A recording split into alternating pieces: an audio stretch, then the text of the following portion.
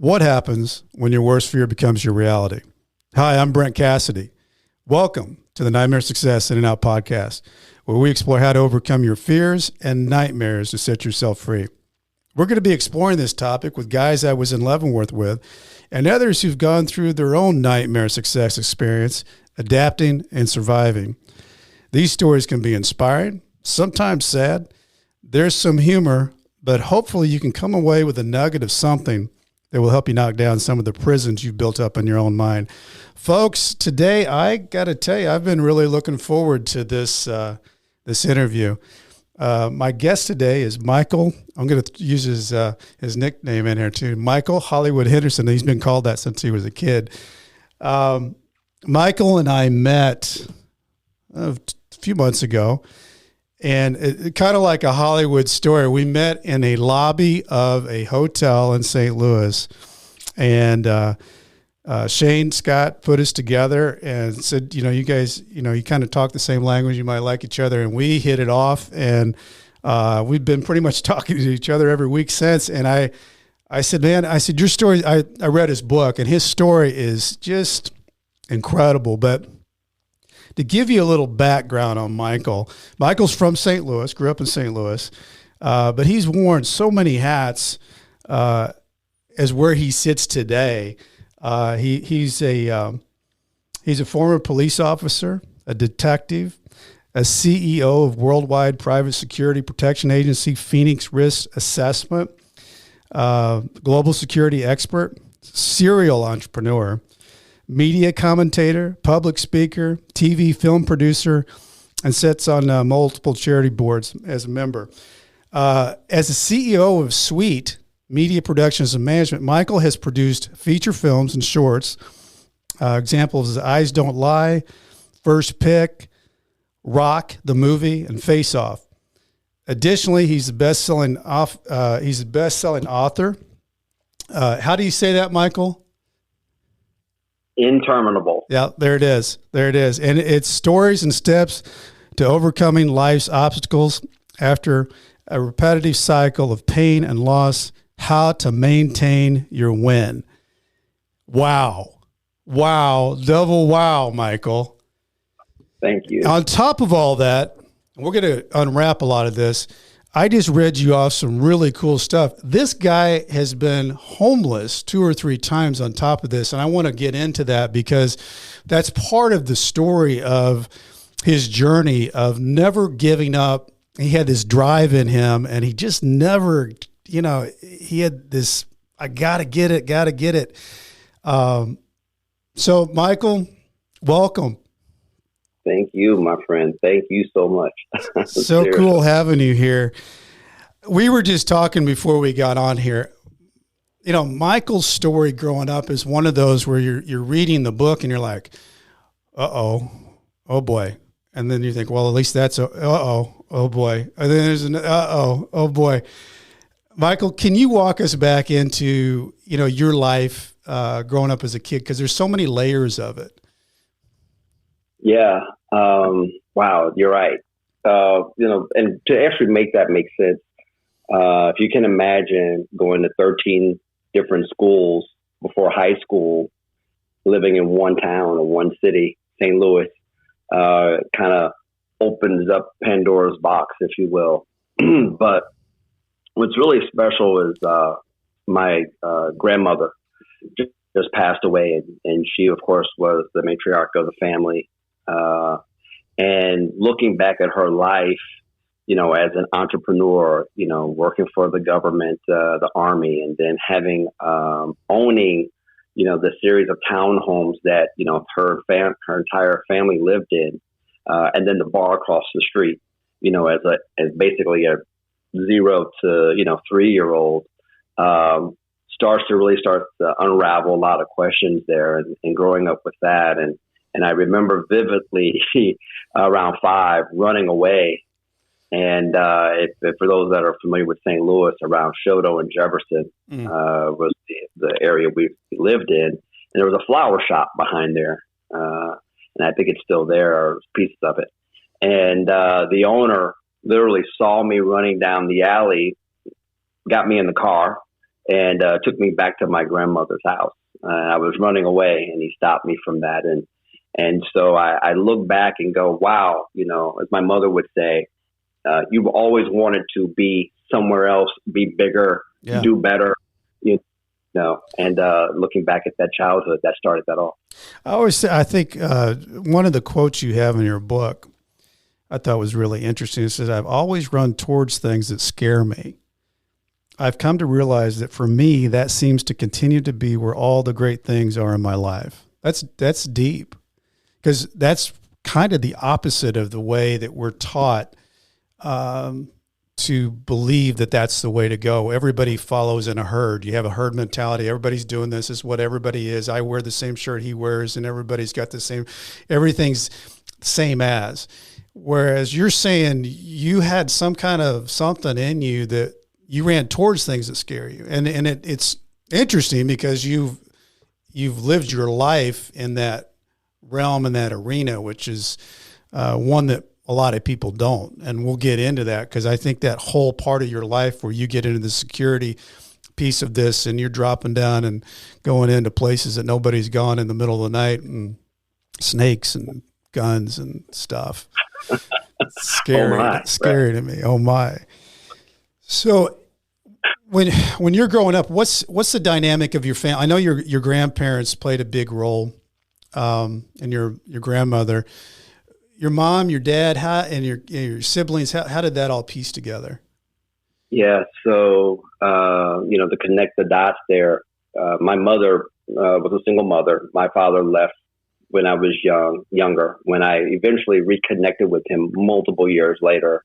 And we had a sit down, that conversation was, he was just scared. He was frightened. Yeah. And so but so really my mother, it's just really my mother and I. And so when she was putting herself through school, and we eventually left, the compound, if you will, of the family dynamic, and went on her own, for her to get her bachelor's degree, or her master's, I can't recall, in Columbia University, was kind of the beginning of, she and I truly, being on our own and, learning how to coexist, me being a young kid, 6, 7, something like that, if I'm not mistaken. And then that kind of started that off. And then the man that she was dating at the time, who technically became my stepfather, had already had 2 boys. And so, we had just been connected as brothers, literally since this big, tiny young boys. And so growing up through life, they've just become my brothers.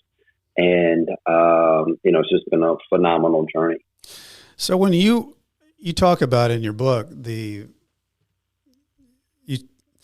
you talk about, your school experience where you had the New City School and you couldn't figure out how your mom afforded that. And it was something, I think maybe you gained a little bit of confidence in yourself in that time period, but there was also like crazy things that were happening at home, fights and police that had to show up and break it up and those type of things. And then you also talk about the times when you're, the kid, and they've got their family picking them up and you're waiting and they don't pick you up and you go, down to the bus station, what's all going through your mind at that time as a kid?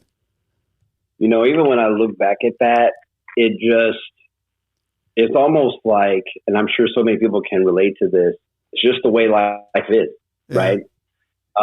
Because you didn't know any different, because you did see like when you went to spend the night, you were talking about safety and comfort and those things. Yeah, and then you would go back. Nice things. Yeah. Yeah. All these nice things and a different love that you see from, especially in that era was more, white families. There were a few black, but, I think that when you're in survival mode and then being a child, you just kind of know that as, well, this is my existence. Right. Mm-hmm. So you don't really, and I don't think I had the mental fortitude at the time, to truly understand all the dynamics of what was going on. It was just a matter of, okay, well, let's see, there were drugs, there was a fight, there was blood.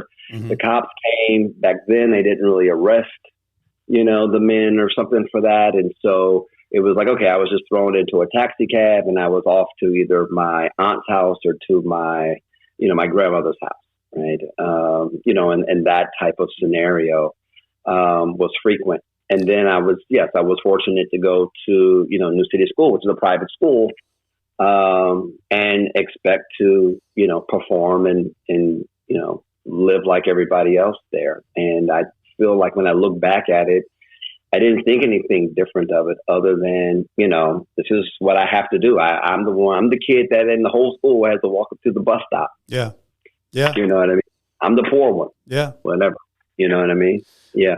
But that's a lot to deal with as a kid, because you're trying to figure things out as a kid, and you're seeing things and experiencing things, and you get to a certain point where I think we've all done it, where we've grabbed our stuff and said, I'm leaving. 10 or 12 years old. You did that, but you did it, and that was what happened. I mean, you went and left the home. What's Michael thinking there? Yeah, I remember it vividly, actually, which is hilarious to me. I was living with my mother. We had our place, and there were just so many things that I wanted. Probably selfishly, to be fair. I wanted my own. I wanted a car. I was just about to turn 16 at some point. I was working at the swimming pool, the auditorium, the natatorium, is what it was called at U City High School. And, just wherever I could do things. And so literally, I remember, my mother making dinner, and I just had enough. And I remember going into my room, getting a backpack. I might have put some things in it. I don't even remember what was in it. And while she wasn't looking, I just walked out the door, and it was wintertime, and I went up to the natatorium because I knew I had friends that were lifeguards that were older. They had apartments and houses or whatever. And hung out for a little while, and then told them, hey, I don't have anywhere to go. I just ran away, and my safe haven during the day was really just, being able to go to school. Yeah. So, I stayed in school and graduated and what have you, but there were definitely some house hopping nights from friends to friends, sleeping in the park, so on and so forth. So, yeah. Was any of that scary to you, or did you feel like you were making your way and this is how I'm going to do it, and I'm going to be me and I'll figure it out? Yeah, I would say a little bit of both. Yeah. I mean, definitely fear there, And when I look at my life today and I look at, what the word outcast means, it all starts to truly make sense as to me being an outcast from society, really, in a lot of ways. And I never really thought about that until, we talked about maybe, doing this interview and connecting, that those steps of fear and yet bravery mixed at the same time of, no, I got to stay the course here because I'm not happy with the conditions at home. And, fast forwarding into adulthood, you realize that, wow, those are the training grounds to be able to, one, either do law enforcement, do security, be an entrepreneur, where the world is against you, especially in the 90s. Did your mom and you, obviously you've created a relationship because she wrote the foreword to your book, but during that time period, I feel like you guys started, maybe it was strained, but became to more connect. No, it took a multitude of years. I would say the communication was there, right, during high school. Knowing that I wasn't coming back home. Yeah. But her being able to at least meet some of my friends' families that I would periodically stay with and what have you, just to make that connection. But no, it stayed strained for many years, but yet still close in communication. So, as I would, get older and I would start taking my hand at this entrepreneurial run, she would be around, we wouldn't share the same views on, how that looks at the beginning of an entrepreneurial opportunity and how it looks at the end. We probably disagree on that probably still today. Well, that's good though. It's healthy. So you graduate from U City. What's your next step going into adulthood? Yeah. So, I don't have a lot of regrets. I don't really have any regrets throughout my life, I would say, but I think I had one class in my senior year. And if only someone had told me that I should have been, taking college courses, things of that nature, I just wound up blowing off the rest of the day, thinking this is cool, and I had made my mother a promise before I left home that I would volunteer at the police department in this organization called Boy Scouts of America Explorers. And I think there's still a national program with that, with law enforcement agencies. And I would do that, and you would compete with, other, explorers around the country and, of course, around the city. And that was also kind of a semi-safe haven, if you will. I made friends there. I would stay at some of their houses and things of that nature. And when high school kind of came, it was like, well, I need to get a job. And then that turned into a lifeguard opportunity. Yeah. Where I borrowed $25 to get to the YMCA and get certified and just that whole trajectory. But I had no idea what I wanted to do in life. I mean, literally, I was a decent athlete. I had also a partial dance scholarship at Indiana University to potentially dance. I did modern, jazz, and dance and ballet in U City High. And so I was a dancer. And, the funny thing about that is that if you look at everything that's happened in your life, you've kind of come full circle back to those days when you were doing the performing and getting into the plays. Oh, yeah. Isn't that something? Yeah. Isn't that something? It's like, man, I could have just beelined and skipped that. Doesn't work like that, does it? Yeah, it doesn't work like that. And what's interesting is when I did get into this Hollywood entertainment space, it was really not as complicated because I had taken the journey I had taken in so many ways. And, we could talk about that at another time. But, it was either go to the Air Force, go to law enforcement as a cadet. I applied for that. I was the gopher, paid gopher, washing the police car, working the record, dispatch, whatever. Maybe go dance or something. But those are my real choices of adulthood.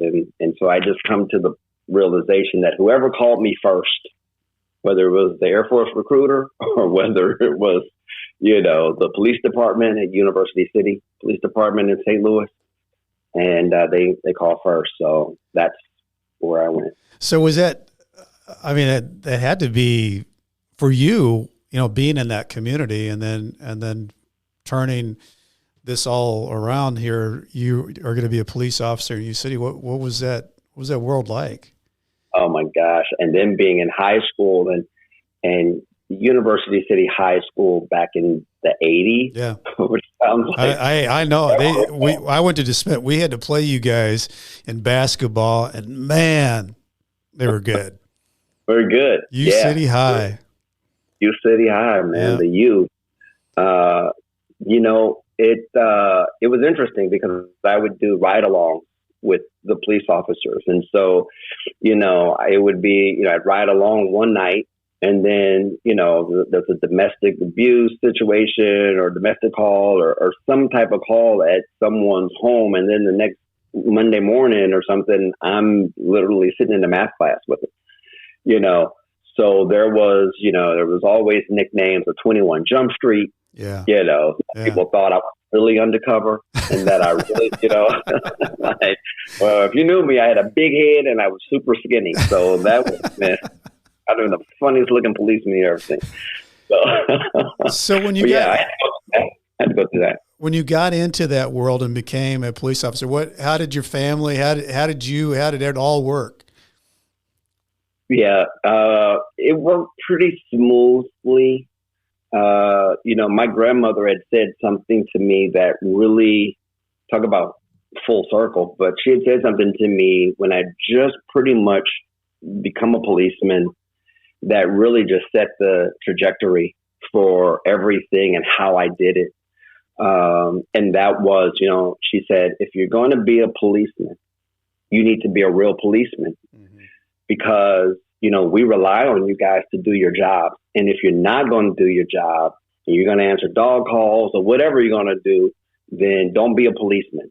But we need people out here that really want to go get these bad guys. And that triggered something in me. Is she the one that said be brave for someone when they cannot? Yeah. Yeah. That's a big statement. So you get into this world, you do well and you become a detective. But somewhere in this time frame, is this when it starts boiling that you want to do something bigger, better, wider? And then, there's a rock bottom moment. I don't know if you want to talk about that or not, Michael, but you went to that rock bottom. And then from there, it seems like you just decided no matter what happens to me, I'm going to make this all work one way or the other. Yeah. One of the things that I commend law enforcement for me is, I grew up in it, as a volunteer, then a paid gopher, then a policeman, going to the academy.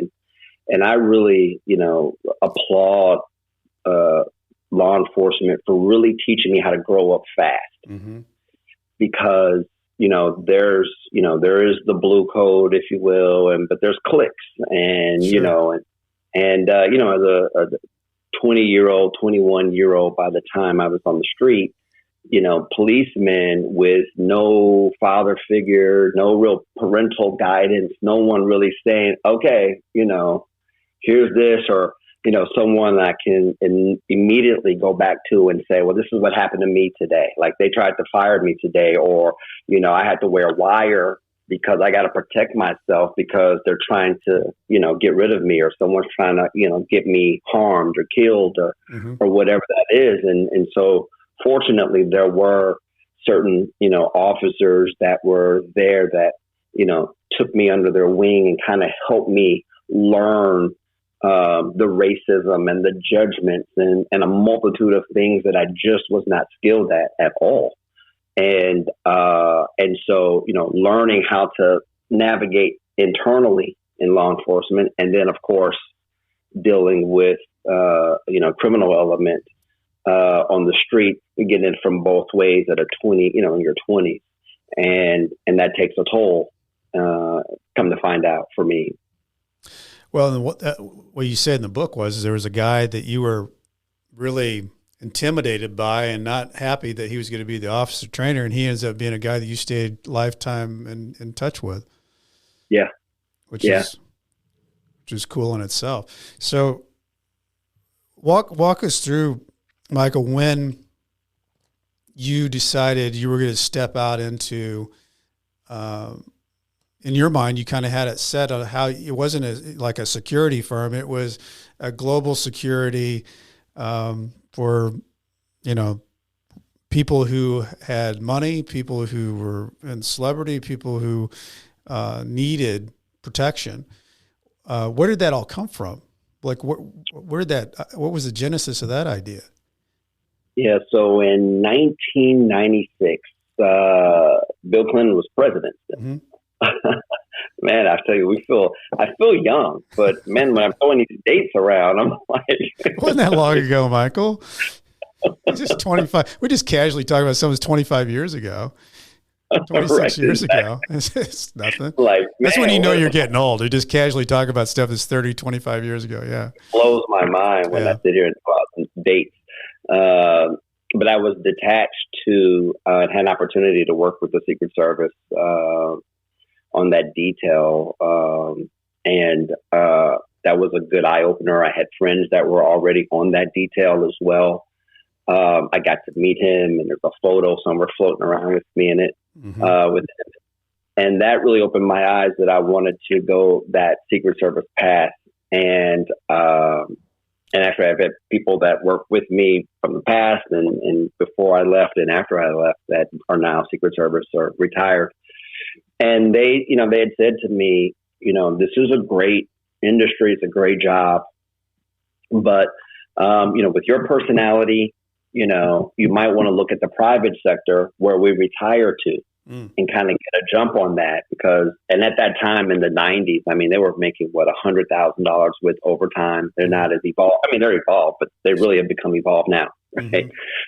Since then. And they're like, you might fit in better that way. So why don't you look that way? And what a hell of a journey it had been. But I actually really thank them. And I still thank them when I see them today, for really giving me that advice, to kind of skip that.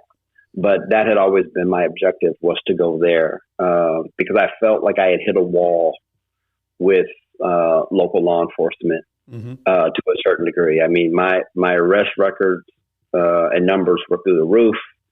I wanted to, get to the bureau. I had done that. I was detached to the FBI for a time period in organized crime and doing undercover work. And I just felt like I had reached that. And so when the dynamic was, okay, well, I'll start a security company and, I'll start trying to put on that business hat, which I had no clue what I was doing, creating a business plan.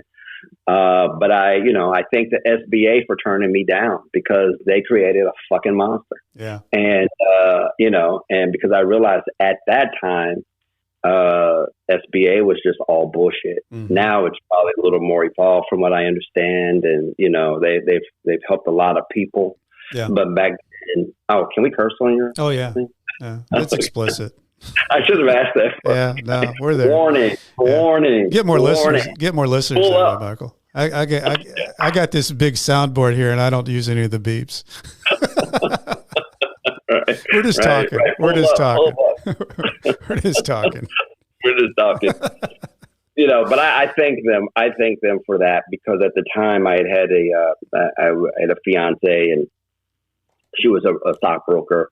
And, I realized that, when she would help me with the business plan and just try to help me learn this business thing, everything was good and groovy and gravy with SBA. But when we split up and I was on my own and I was like, man, I'm using first position on the, on the equipment and, all these terms that, who knew what they were, but I was, like, hey, I'm good. Like, give me this 90 G so I can go out here and conquer the world.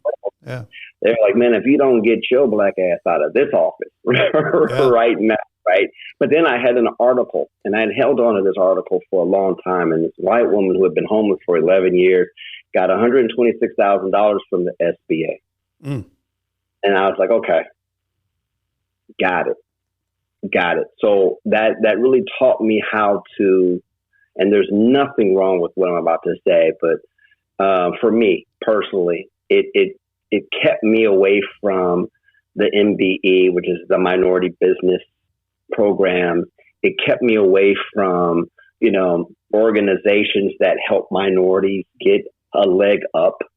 It really put a fire in me to go, you know what, I'm gonna do this right the way that others do it that have resources or have that really started to put me, which is probably one of my favorite parts of my book is, being in rooms where I'm like, how the hell am I sitting here at Tony's, which is a 5-star restaurant, back in, 2000s, if you remember, you have to wear a jacket and I'm watching a guy literally get a fax for $36 million deal that they just did on a napkin in front of me. And I'm literally at that table and I'm sitting here and I'm learning all these things. And so I applaud and thank them for that. Well, so there's a lot in there, Michael, that you go where you want me to go, pal. Because in between all that, when you're trying to make your way with this and you've got this big idea, you end up homeless again. Can you walk me through, because you do a really good job of in the book, where you are in your mind, your drive, your determination. But in the meantime, you're living under a bridge. So, I mean, this is not normal for, I mean, if you look at where you're at now, it all makes sense to me. I can see everything, you know, how you were just wired this way. But at that time, when you're living under a bridge and you're going to the library to read books and biographies of what can I learn, what can I get, and you're frustrated because they're not giving you the gaps of what you need. You're going and sleeping at the airport with your clothes on like you're traveling back in the days when you could get through security and you look like you're traveling. What are you thinking when all that's happening? Yeah. You know, realistically, most of those nights, I'm just in my own zone. I literally, you know, I had two things that I really, really attest to my sanity. One, I had a piece of paper. Yeah. My mother thinks she lost the drawing, and I'll tell you what that is. But I had a piece of paper, and I had my cassette player. Mm-hmm. For those, you know, who remember those. Again, we're aging ourselves back. Yeah. Yeah, absolutely. What and I had the Red Hot Chili Pepper tape. And, you know, Under the Bridge, which I never even made the connection to that until many, many years later, like 5, 6, 7, 10 years later, did I even realize that was the song that was making me cry all the time, right, at night. And that piece of paper literally was, I would draw in Union Station. Oh, let me back up. So a Union Station across the highway exit ramp would come underneath the highway where I lived. And so across the fence was Union Station, the train station, and most Union stations around America. And so in there, they had a Starbucks, Hula Hands, Hooters, whatever, right? And there was this empty space in between Hooters and Hula Hands on the second story that was empty. It used to be a restaurant or something. And so I just went and I would go up there and I would just visualize and write and draw what, you know, would be really cool if I could open up, you know, a really cool restaurant, jazz, you know, lounge, whatever, called Brooklyn, the name of my older son. And so I would just dream and do that. And so that was in my mind. And I always was looking for, you know, in my mind of, you know, how do I get back into society? Like that was always on my mind. And one day, and so just to put it all in perspective, I had left with, and this is how I got to where I was. At some point in time, you know, you bounce around from house to house because even as a grown man, you know, you bounce because people have been trained, not putting judgment on anyone, but they've been trained to, there's a right way and there's a wrong way to live. And the right way, especially back then, was you just have to get a job. You have to be working at McDonald's or somewhere because that is what we've been told to do as Americans. And so that job will at least give you some money.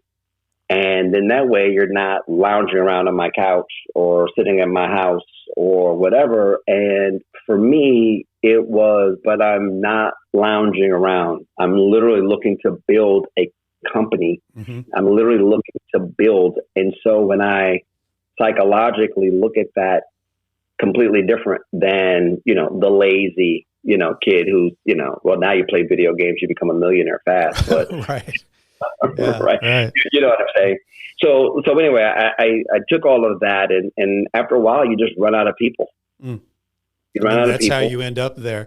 But you also did some interesting things that I think of now if I read this right, and you and I talked about this when we first met, you would go out because you like to see the private planes take off and land. Yeah. But one day You happen to be at the right place at the right time with a guy that has a lot of money and who's waiting on his car that's late, and you guys make a connection. Huh? Yeah. Yeah.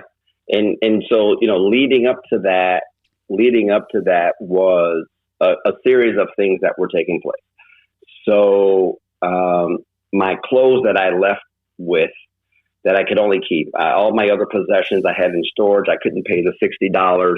So I lost my detective badge, that I was able to kind of, retire with or whatever. And awards and certificates and, Vata boys and, all that.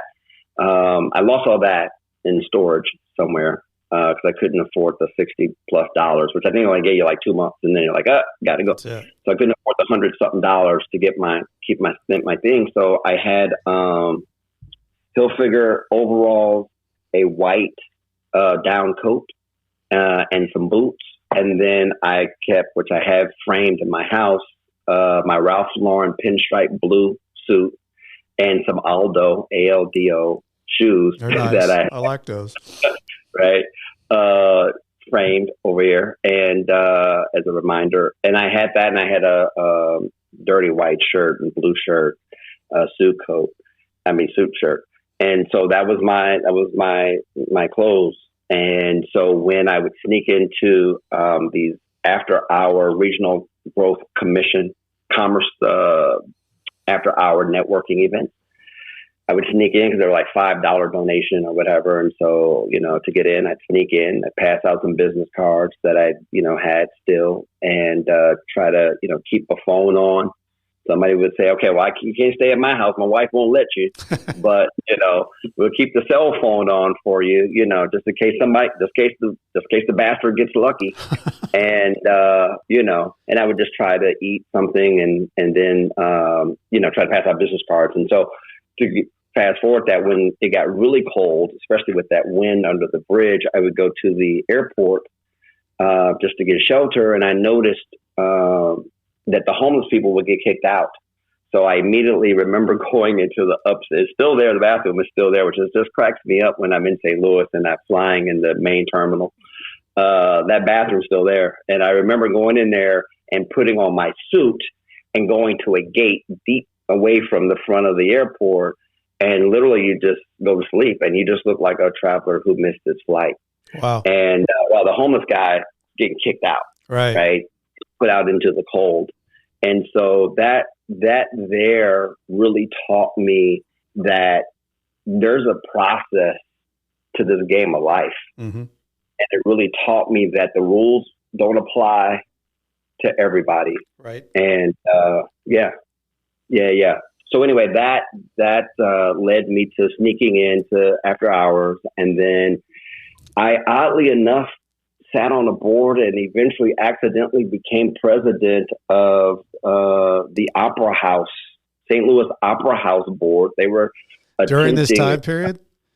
During this time period, a guy by the name of Ed Golterman. He was a wild character, always on the news, always fighting and shouting, and almost coming to fisticuffs and blows with the media, because he really wanted the Opera House, which is now Stiefel. Opera House, mm-hmm. downtown St. Louis.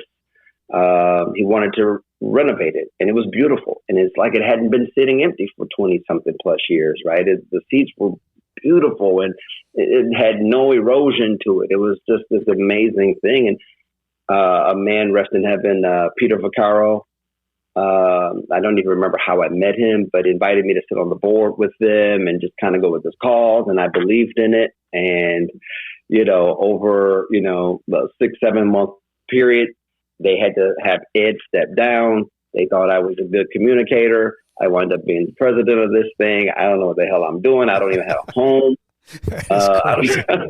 It's crazy. And long story short is that one of the board members, Gary Bill, and his girlfriend, Christine Frederick, who I actually really, saved my life.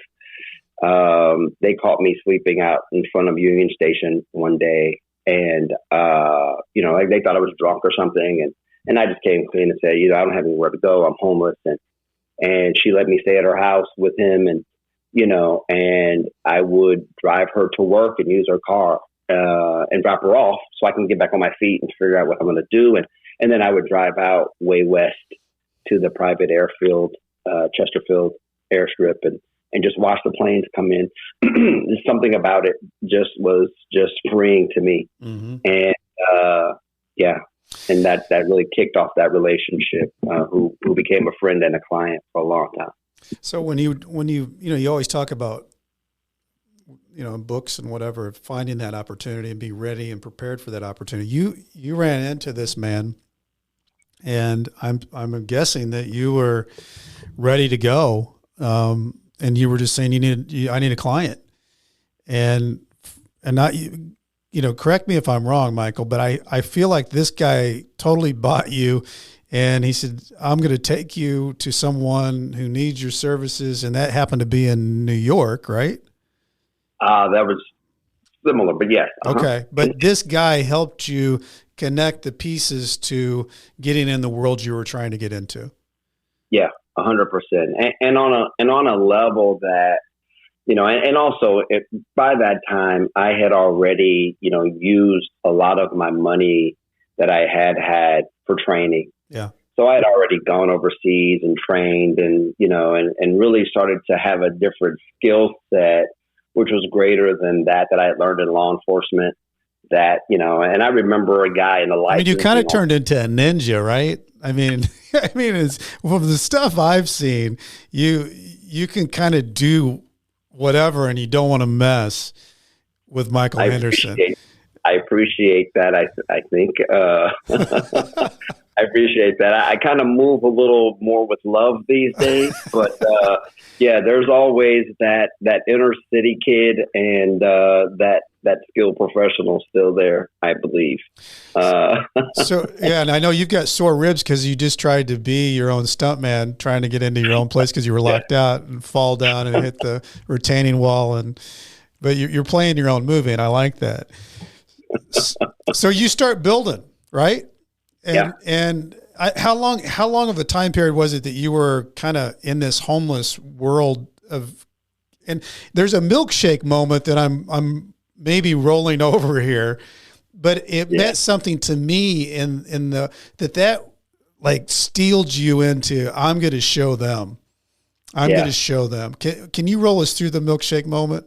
Yeah, that was in that time period of, sleeping in the airport and, finally staying, being able to stay with friends, became friends, Bill and Gary, Bill and Christine. And, I remember that story goes, I went to go see my barber whose shop was literally in the town where I used to be a policeman. So if you can imagine, having a job, being, having a career, and most law enforcement officers, if you don't know too many of them, right? They always want to get out, but they never really get out because they're missing that one component of, I got this safety net of this paycheck, just like probably other jobs, right? Yep, sure. And I was out, and I took the bus to go see Chris, my barber, and I didn't have any money other than to get a bus ride. But he gave me a haircut on the house. I had a potential client, and it was always a potential client. That's the other thing about the attorney, right? It's always, but man, if this is the one, this will be it. It never was the one, but it's always the next one. Yeah, you always hope it's the next one. You're always ready for it. Yep. And it was on my way back towards the city, where I won't say his name, I won't rat him out like that, but where he pulled up and basically told me I was a fucking loser and whatever. And in the police car? Was he driving a police car? Yeah, he was in a police car, pulled up, rolled the window down. I looked in, and he threw the milkshake on me and told me I was a fucking loser or whatever. And at that moment, it just dawned on me that was my crossroads.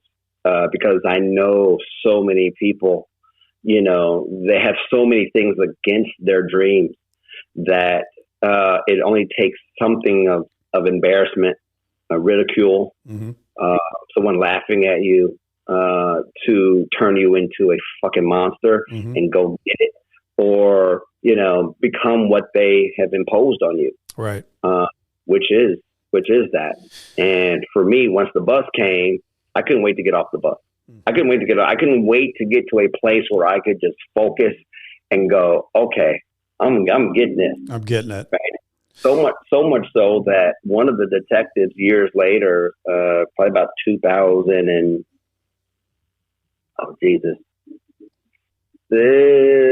6, maybe 7. Oh no, 2007. One of the detectives, I remember pumping gas in University City with my Aston Martin. And she rolled up in her, raggedy ass police detective car and had the audacity to ask me, I'm sure it's stolen. And I said, run the plate. That's not technically what I said, but, run the plate. It's like a family show somewhere in here. So nonetheless, yeah, it's all these cycles it's all these cycles that I didn't know how to break until recently, that just continued to repeat itself. And so I never really paid attention to learning, how to step outside of it. So it was always success, then failure. It was always, love, then loss.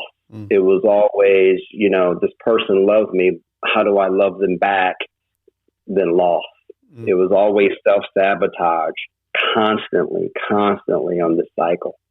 You felt like you were self-sabotaging your success. 100%, 100 million %. And I love to share that with people of, identifying that, a lot of the decisions we make are probably the right decisions if we approach them in the right lens, in the right view, and with the right intention, right? Well, and I think, your business did take off, and you started becoming and driving an Aston Martin. And you tell a story about going back to U City, your high school. And you want to share that story because I think it's a really interesting story, how you handled that and what happened with the preachers and how that all came about in the parking lot. Yeah, so actually it was a different school, but what's interesting about the school is Vashon High School, and it's actually where part of one of our. Oh, it was at Vashon, not U City. Okay. Yeah. Okay. Yeah, just as a guest speaker, and that's ironic because it was across the street from Blue Mire Projects, which is where I also grew up, where me and my cousins used to play, kick the needle in the crack at, and the heroin addict and all these little games you play, those nice little games. Yeah. You don't have a ball to kick around. Right. Right. So it was just ironic that happened, but I was there as a motivational speaker. And there's dynamics about, my voice and what I am and who I am. And so my message has always been to people, especially to people of color, is, don't allow, right, the negatives that have happened to your cousin and your relatives and other people prevent you from accepting that true support that's coming for you. And if it's someone of a different race, primarily, right? Oh, white people are bad, or white people don't like blacks, or whatever that is. I mean, yes, there's a lot of that. However, that does not mean that the white individual, right, that has an interest in helping you, believing in you, seeing you, opening that door from you should be excluded, ignored, or shut out because your cousin's interaction with a totally different white person, as an example, was abused or mistreated or what have you. And so my message is that you just don't know where your blessings are coming from. And there's so many lessons in a situation. And if you're moving with your eyes open, you're going to see them and you're going to learn from them. And you don't know why the interaction, no mistakes, right? There's no coincidences for real in life, right? And so that's the message. And the reverends and the principal, whatever, like, hey, look, that's not the message we're trying to tell them, right? We have to help them. We got to help ourselves.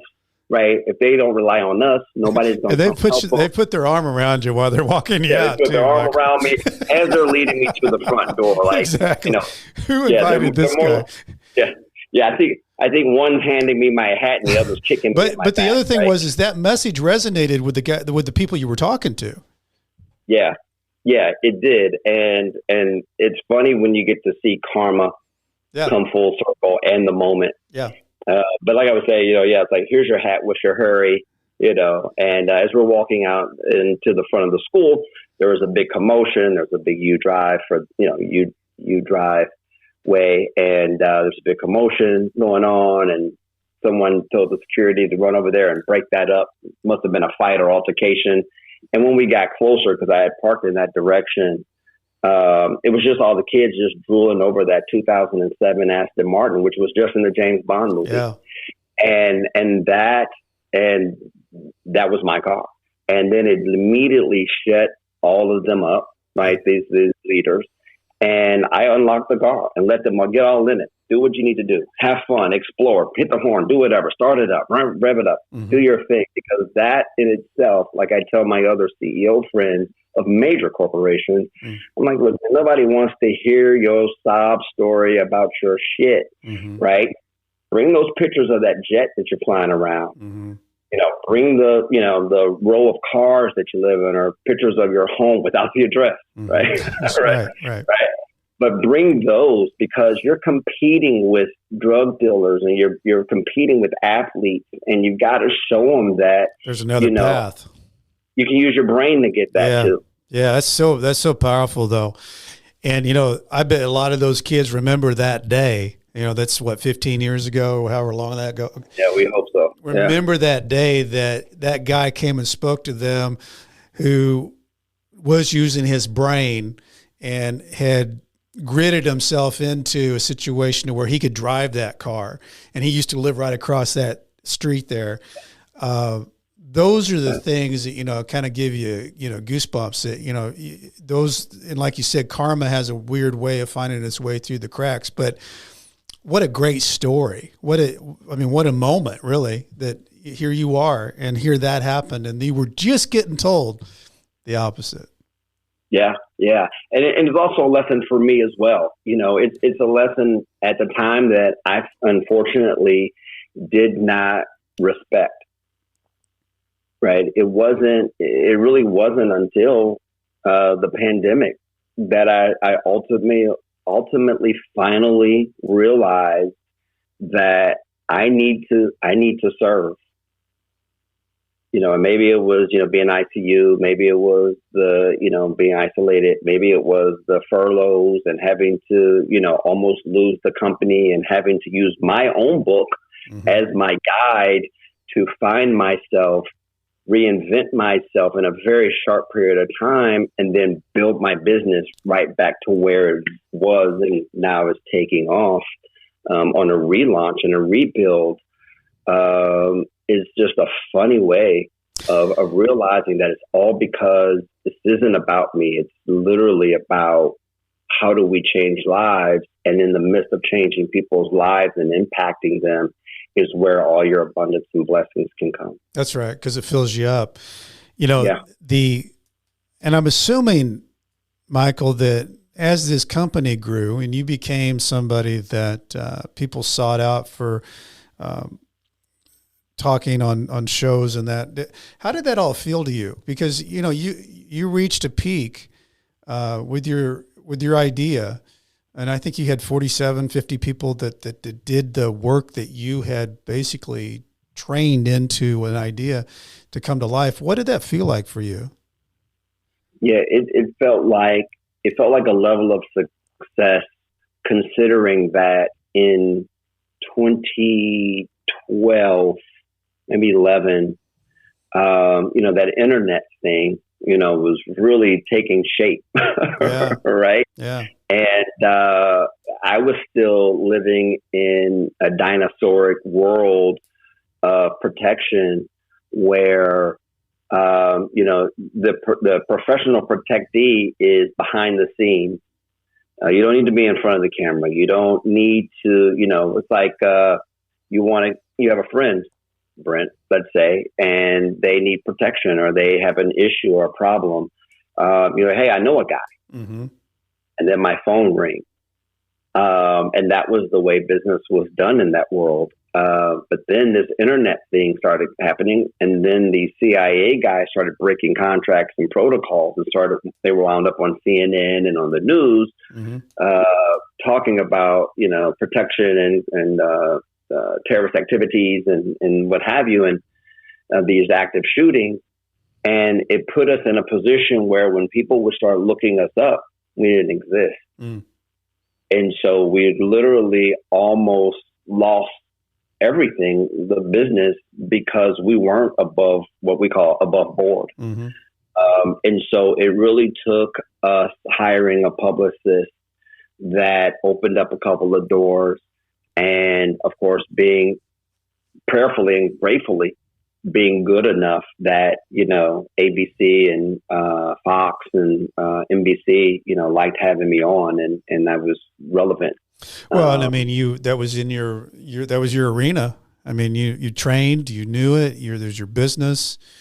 You'd experienced it. I mean, some of the things that you talk about where you go in the middle of the night and get shot and run and jump in the water. And I think you told me there was an anaconda in that water, which freaks me out. But, you did some things where when you were doing that, Michael, was it just an adrenaline rush of or a normal person would be scared that they're going to die. Normal people don't parachute into South America, go and run and shoot and do, and then you get on that helicopter and get out of there. What does that feel like? I don't know. I've never talked to anybody that's done that. I mean, what is that feeling? Yeah. Well, first of all you do is go down to any soup kitchen, brother. We're everywhere. That's first off. So, if you ever want to go get them, that's where it is. Okay. Go with any shelter you can find. You can find them. Okay. You'll find There's them, the right? brothers. Okay. We're everywhere, right? We're like Amex. We're everywhere. For me, I came from the law enforcement route into the private sector contractor route. And so, for me, it was really about having a negative credit score, probably 300. There you go. It was so bad and not having money and not being able to provide for my child and being deemed a loser and, knowing that I'm never going to amount to anything and being told this by so many people because, I didn't fit into the norm. And when you get to a certain age, especially, and we're also talking about the 90s, now it's super cool. It's a soundbite to be an entrepreneur, even though, mm-hmm. You can have a great company and all that. Oh, but did you forget that his family funded that? Right. Right. So right. There's a different variants in that and views of how that word is played and used. But back in the 80s, 90s and what have you, that was just a totally different period. And so for me, the logic was, especially when I started working with contracting with a company, they had to, I probably would have gotten work sooner, but they didn't know if I was crazy or what my deal was. So I had to meet with the other partner in New York, just to make sure that I was sane. Yeah. And I just told them, I was like, look, man, I have a skill set.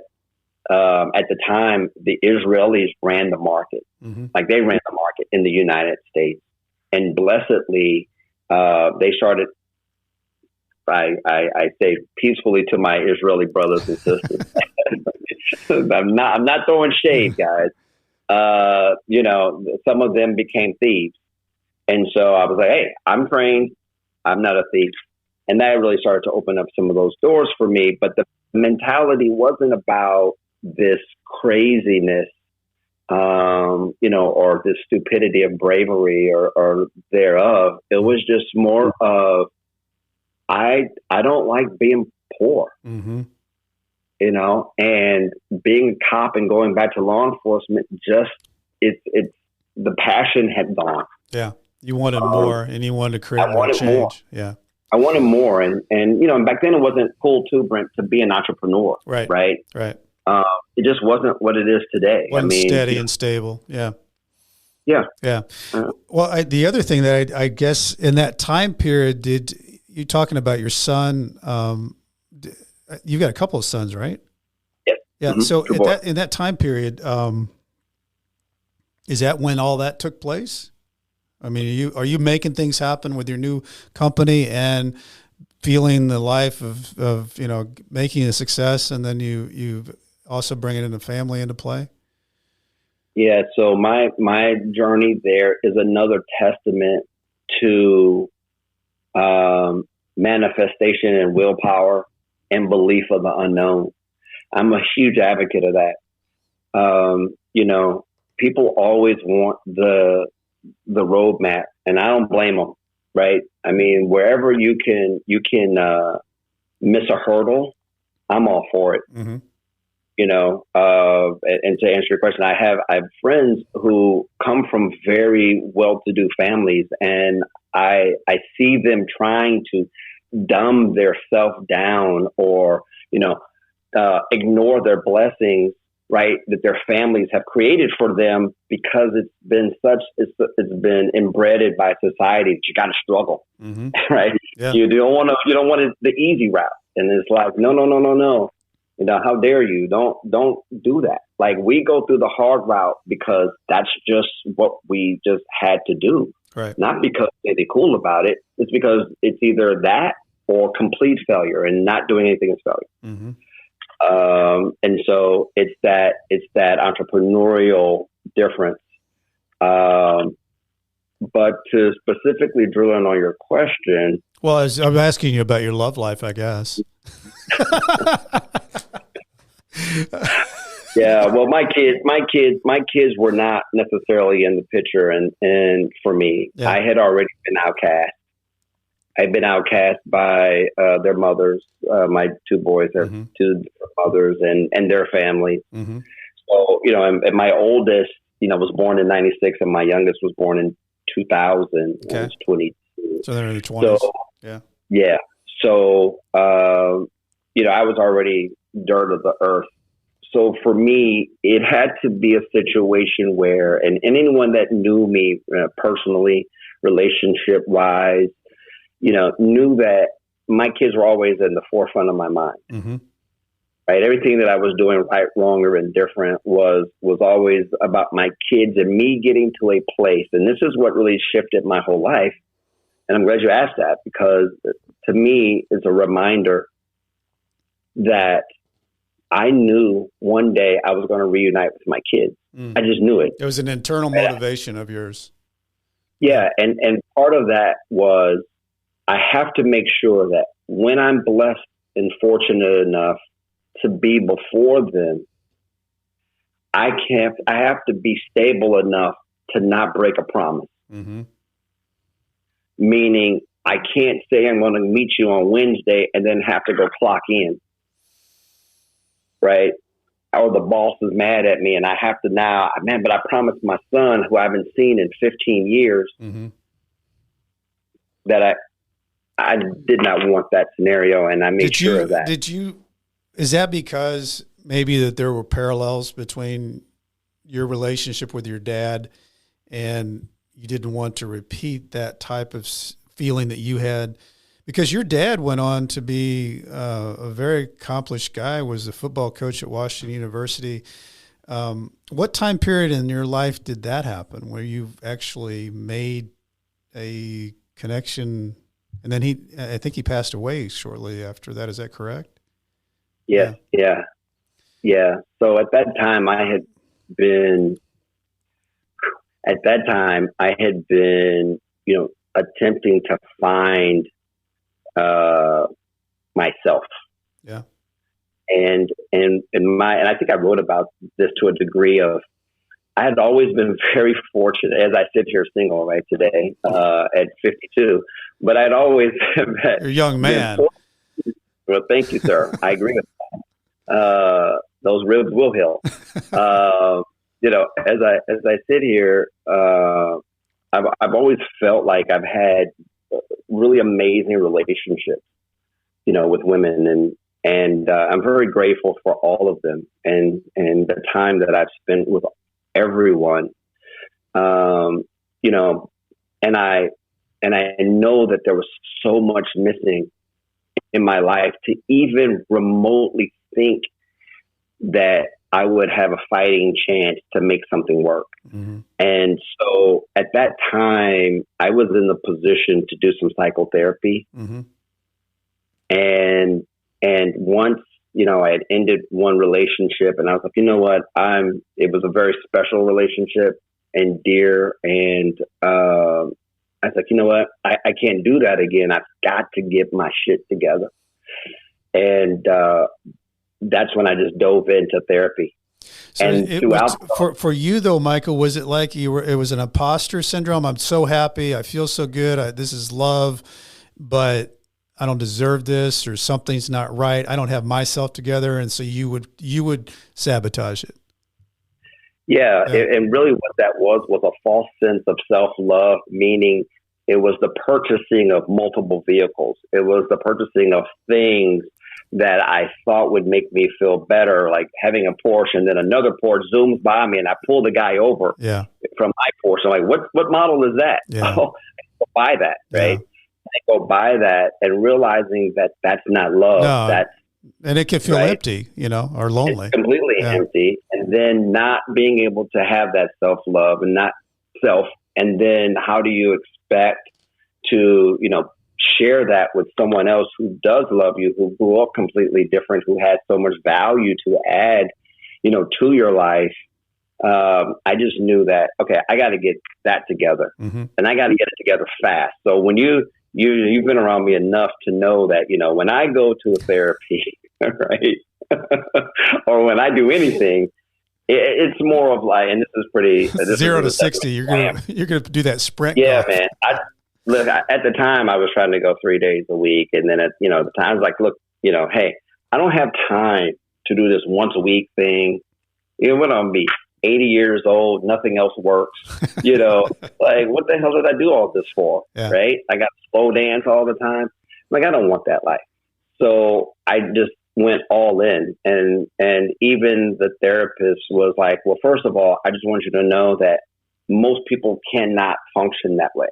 Right. They don't absorb information that fast.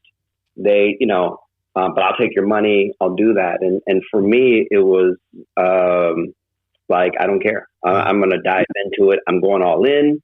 And I only complained 3 times after 7 months. Good for you. But that's good. Yeah. But I mean, you're talking 6 days a week really, of just homework and study and reading books and hitting it. And in the midst of that, to get to my dad and even my kids, is that's where the breakthrough occurred, the lessons. And you realize, and I realized that when you're going through things, right, you have to find that something to latch on to that is not going to have you focus on what you just went through, but you literally are latching on to your current present situation and where you need to be and where you want to build on that. And that is what you focus on from that moment forward, because you've acknowledged, you have accepted. And if you're really into energy and connectivity and spirituality, then you've asked for forgiveness for the people that you've hurt. And then you've asked for forgiveness.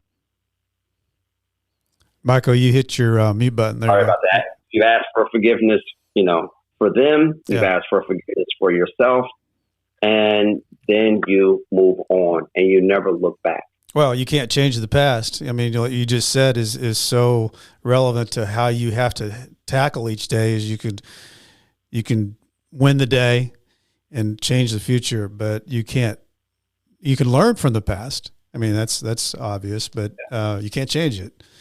Yeah, and I think a lot of people get stuck in that, and lots of times I think just causes paralysis, that I can't take another step because I've done so bad up to this point. There's no way that I could do it. Whereas when people do start stepping, they start feeling like a little bit more confident, and another step they feel a little bit more. And by the time they take the third step, they're like, I got this. I can do this. This is me. This is the authentic me. And that's Yeah. And you know, I had a disdain and a dislike for my father, Mm-hmm. my real father, for many, many years. And when I got through therapy and I saw him, and I would see him riding his bike through the park, Mm-hmm. right? And when I would see him, I'm like, man, if I ever bump into this dude, I'm gonna knock him out or do whatever. It's ignorant. But what I realized after therapy was that I needed to communicate with him because it was part of the growth period. And then secondly, I had to just come to an understanding that I need to just deal with it. I need to just deal with it and not carry it anymore. And ironically, in a true Henderson fashion, my kids are the same way. It's the hottest day of the year in St. Louis. I'm jogging in Forest Park, which was not abnormal for me, which is the big park in St. Louis, kind of like our big Central Park. Mm-hmm. And the only two idiots outside were me and my dad. And I'm running and dancing, kind of, jogging and having a good time, listening to my headphones. And I literally bump into this man on his bike, and it's my dad. Wow. And it's that whirlwind of my entire life of just blessings constantly coming from, being left in third world countries to why is this guy's gun not shooting me? And why did my bullet miss him? And, and we're literally, Face to face, feet apart that we both can shoot, why are these things constantly happening to me? Why am I going through these things? Why am I shot here, but I'm not dead? And, why did I just fall off 2 stories, right? Yeah. Landing on a landing wall where, someone else would die, why are these spiritual things happening to me? And so I'm not saying it in the realm of some guru or what have you, but it definitely lends to the opportunity of courage and belief. Mm-hmm. And, having your listeners and people that you interact with understand that the shit that you've done, right, wrong, and different, is okay. It's the shit you do now, and it's the shit you do going forward. And it's that positivity, it's that belief that you can have different that changes everything in your path, and that forgetfulness of what people think of you, what society thinks of you. Anybody successful will tell you there's always somebody that doesn't like you. Oh, so gosh, yeah, that's just right? That's part of it. Yeah, that's just part of it. Yeah, it's just part of it. I love the journey. Yeah, I love the journey and the blessings of that. Yeah, What literally bumping into your dad that you hadn't spoken to, was it a moment of relief, disappointment? Was he more than what you thought he would be? I mean, what was that like? Well, first, he didn't have his phone on him, so I took his number. Okay. And it was comforting because I knew I needed to do it. Mm-hmm. And my therapist had been telling me, you got to reach out to your dad. You got to talk to him. Yeah. Right. And what's interesting is that over that next 2 or 3 months before he passed away, and I met him and taken him to the Ritz. We had lunch, and we just got to catch up and realize that we had the same personality, same humor. Yeah. Right. Everything was as you would expect. Yeah. And the connectivity was there, and he was on dialysis, and he said that he passed away, I think, in the 60s, mid 60s. But, he's like, I had been dead at 49 because I was on dialysis. Mm. And he's like, any white people? And I said, of course. He's like, eat their food, you'll live forever. And that was just his humor, And after he passed away, he lived in U City, where I was a policeman. And I remember getting phone calls at my office from U City, and I didn't know who the officer or the officer was. So I called a friend of mine who was in Secret Service, who had just kind of left the department, and asked him, did he know the officer? And he said, yeah. I said, what the hell does this guy want with me? I never called the guy back because I figured it was probably one of my agents running around town doing something. And then it was until later that night I got home and checked Facebook, and then one of the detectives called me and, asked me to call them, and I called and said, "Hey, does your dad live over at the Starbucks, blah, blah, blah." And then I was at another crossroads where it's like I could ignore all of that. Like, I didn't really know the guy, but, his good friend from high school was was in charge of his finances, but not him. So the morgue couldn't release the body anywhere. Yeah.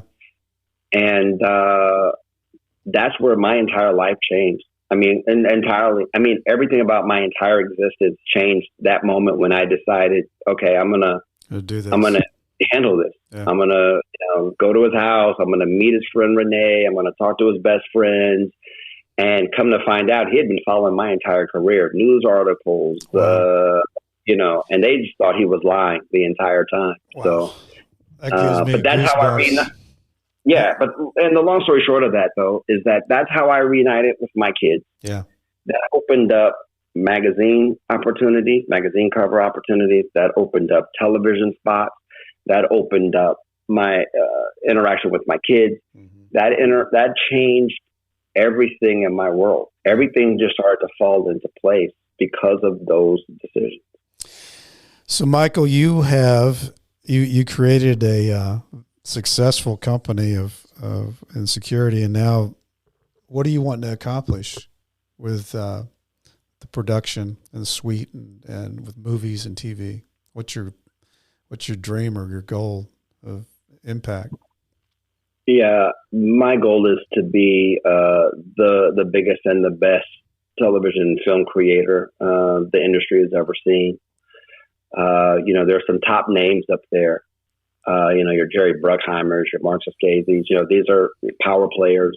Ron Howard's. And these are people that, I guess you could even add Tyler Perry in there, or what have you. But they're players who have found their way to the very top, to where if they decide they want to make a piece of content, that it's going to make the screen. Yep. And it's going to make impact. And that's the cool thing about it is you're in a world where you actually can make impact. I mean, a lot of people think, if I could just create change, and a lot of people can create change by doing what they do, but you're in the world, in the arena where these things get out to a lot of people. And if you're doing the right things and promoting the things that you have a passion for, it can really create change. And that's what's cool about the world. Was it hard for you to make the transition? The transition was smooth. The pitfalls, as there always are, and usually unseen and blindsided, right? So I would say the best advice, or the most important statements that have been made to me since I've been out here playing this game is when I first arrived in 2017 to really do this. An executive that had been for Sony for many, many years, like 30-something plus years, said to me, you're probably badass in, security. You probably done this, that, and another, and I've seen your videos and all the rest of that, but you got to be careful. This is Hollywood. Yeah. It's its own beast. Yeah. And it'll carry you apart no matter where you've been. Yeah. So that's probably, I mean, for you, I think you've been in you've been trained well to enter Hollywood. I think so. I think so. You're made for this. I say that all the time. Like it has its moments. Our little bump in the road was frightening for a second, but I agree. I feel very comfortable here in this space. I mean, I'm used to dealing with, crime syndicates and other, yeah.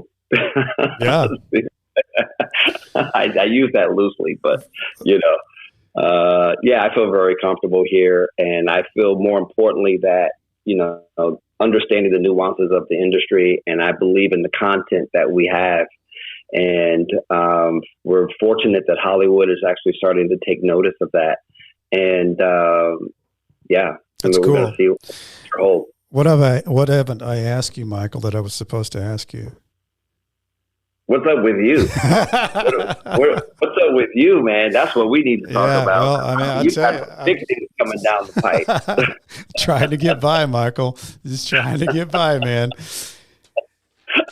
Well, I'll tell you what. I appreciate your platform, though. I really do. Yeah, I appreciate your platform, man. Well, I appreciate you being on here, and it's encouraging to people to see that it's not just one fell swoop of success. You have success, you got to reload. You got success, you got to reload. You know, success isn't permanent; it's a constant, and you got to stay with it and believe and have the determination. And that's what I see from your life story, Michael. It's not all written, but up to this point, man, whatever that is that you're wired with, and how you stayed determined and gritted through some really tough things. And now you're living, you know, I think you've gotten to that point where you feel like you're your authentic self, feeling all the different things you want to feel, and good things are happening. And of all that stuff, everything that's happened to you, your book and the production company and everything that you've experienced, what do you think your biggest takeaway is to the listeners that from what you've gone through? Yeah. So one of the things that's an amazing question, first off, but it's team. It's team. You know, there are times where, you know, I wish I didn't have a team. Just because, you know, I can move. Yeah. I can do the job. I mean, I literally can do the job of 6, 7 different people, and they'll tell you, and it drives them nuts, right? Because I can move, because I understand I'm wired different, and I know that. I know that's not very normal, but there are those days. But realistically, I had to change the team. Some people are still with me from, you know, the beginning of this journey, but we had to bring other real strong pieces to the table to make it work. And not just their ability to look good on paper, but the ability to be in the same mental space. Because everything that we're doing, everything you're doing, everything your listeners are doing, if their mental isn't right, if they don't mentally understand what it is that they're after, how to achieve it, people that they bring into their circle will be small and few in most cases. They're going to probably have a bump in the road at some point in time. And so for me, my takeaway and their takeaway is literally, don't be a hostage to your ego. You know, honor yourself, honor your God in you, your universe in you. And be very careful of your ego. Such good words, man. I mean, those are words to live by, because you can't let the ego get in the way, because you miss opportunities that way. And if you've let that get in the way, you can't see the road. And that's what you got to be doing when you're trying to grow or try to be better or trying to get through whatever you're trying to get through. Yeah. But you, if you don't mind, you and your platform and your story, you know, your listeners, I mean, this, to me, this is one, I'm just grateful to be part of it today, and even on some of your other things that we're, you know, talking about. But, you know, the prison of our mind. I didn't go to prison, right? We were joking earlier, you know, I sent a lot of people to prison. Yes, you did. You know, and some people wanted to assassinate me because of, but my journey was prison. It literally is no different than being locked behind bars, because my brain was my warden. My fear was my guards, right? And my environment, right, was the yard. And so, you know, for me, and for your listeners, I'm hoping that they understand that, you know, it is for some of us on the other side of that fear, of that prison in our mind. And that's what I'm saying. It's the mental. And Michael, I think that's why I think this podcast has taken on different listeners because everybody knows through their own experiences, they've built up prisons in their mind. Some have broken through. Some have set themselves through. Just what we talked about with you. You have gone through, and you're sitting in a different chair now than where you were 2-3 years ago because you did the work, and you feel like you set yourself free. You're that prison of your mind. You worked through it. You over, around it, under it, and I think that's what it takes. You got to, the nightmare success is all about, you got to step into the unknown. You got to step into the fear. And, that's what I liked. And that quote, you've always stepped into that, what scares you. And a lot of times that's where the good stuff is, That's where it's at, man. That's where it's at. But please let your listeners know that have good lives. You don't have to go into the darkness to feel good. Just leave that shit to us. Right. Okay. You don't let us do that. Just go straight there. We'll meet you there. We'll meet you there. Just wait for us. Yeah, don't try to come visit and pretend. Just go on there. But I'm glad you said that. And you probably, you can delete this or whatever. This is more of a conversation for us. But, that's the thing that when I use the word outcast, I looked it up, and that's what society just doesn't seem to grasp. Is I'm here to applaud the people that take the chance. Yeah. Society has torn all these people down, all these people that have failed, all these people who want to do something else. Try again, go get a job. What are you doing? You're not smart enough. You can't do this. And so society just continuously tries to make us outcasts because you want to go and be better and do better. And if you can do it again and try and continue to try, you're going to hit it. But you've got to remember that, unfortunately, we live in a world where society has brainwashed us to ridiculing us. Mm-hmm. Instead, society should, in my opinion, should be opening the doors. Wow, look at this guy. Look at him this go. This guy's got the balls and the chops to do it. Exactly. You know what? With a little guidance, I could probably pick up the phone and call Oprah. Pick up the phone and call, right? Yeah. Whomever. Jerry Bruckheimer, right? Mm-hmm. Well, the universe introduced me to him, by the way. So that also, but pick up the phone, because let's change the narrative through Nightmare Success. Let's change the narrative through your guests when they speak, to start training people's minds to go, no. This person has the ability to do what you're afraid to do. And that's okay. But don't shun them. Right. Open the door for them, because they're the new leaders. Yeah. They're the ones that are creating something, and they're going to do it. And so instead of becoming an employee of that, be part of their journey. Say, hey, I helped this guy open that door. I don't have the balls to do it, but I at least made the phone call because I believed and saw in it. Not shut them down, tear them down, and prevent them from going forward. And I love that. I think we ought to end that there, because that's big. That's the purpose. That's the passion, the mission. Good stuff, Michael. Hey, if anybody's looking for books out there, Michael, what's your book's name? Interminable.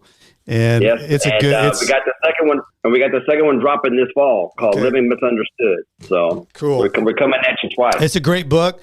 I've got a book. We got two authors here trying to hawk books. Nightmare Success. Everybody, give me a review on Apple. I love those. All the likes and other things. If you have anything you want to get to me on BrentCassidy.com, leave me a message.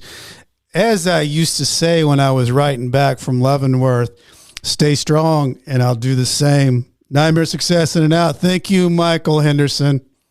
Thank you, sir. All right.